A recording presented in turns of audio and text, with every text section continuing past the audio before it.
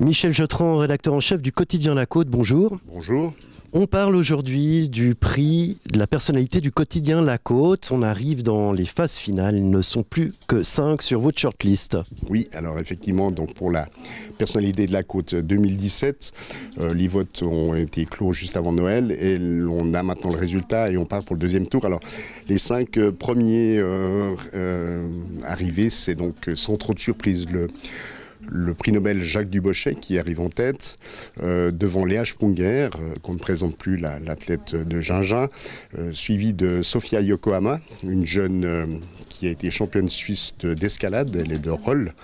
Et puis on a Petar Mitrovic, 4e, qui est un photographe de Montrichet, qui fait le tour du monde en prenant des portraits de gens avec un peu une vision pour la paix, en leur demandant en fait, il demande à chacun de ses modèles d'écrire un mot pour la paix sur leur front. Il a d'ailleurs fait une campagne assez remarquée en Palestine récemment. Et puis le couple, si j'ose dire, qui arrive 5e, c'est Raphaël Favre et Francisco Agulo qui ont participé à l'épopée du Breitling, cet avion de 70 ans qui a fait le tour du monde. C'était cet été, un très bel avion, un défi assez impressionnant qu'ils ont réalisé dans une équipe de 8, sauf erreur. Mais les deux sont de la région. 5 personnalités, vos lecteurs ont le choix pour voter via les réseaux sociaux, Internet et le quotidien papier. Oui, alors comme pour le premier tour, là on remet les compteurs à zéro. Comme pour le premier tour, les gens peuvent voter comme vous le dites, par Internet,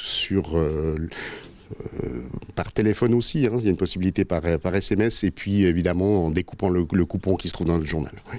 Alors est-ce que c'est pas déséquilibré? On pense notamment aux jeunes et aux réseaux sociaux. Ils ont accès très facilement, ils sont très mobiles, très équipés. Est-ce que ces réseaux qui peuvent développer par eux-mêmes déséquilibrent pas le vote final? Je pense que les résultats du jour montrent que, avec M. Dubochet en tête, montrent que c'est pas forcément un petit jeune qui a un réseau de copains sur Facebook qui a pu faire pencher la balance, mais en l'occurrence ça c'est bien équilibré. Et puis cette année on a décidé de décerner le prix de la rédaction pour justement peut-être avoir un regard aussi un peu différent, si par hasard. Mais en l'occurrence, ça reste le vote de nos lecteurs. C'est une formule qu'on défend. On a juste ajouté ce prix de la rédaction pour avoir aussi notre mot à dire, je dirais. Et comme chaque année, ce prix sera remis à l'occasion d'une grande soirée. Oui, alors c'est une soirée publique et gratuite qui se déroulera le 15 février à l'usine à gaz. Donc venez nombreux, c'est absolument gratuit, ouvert à tout le monde.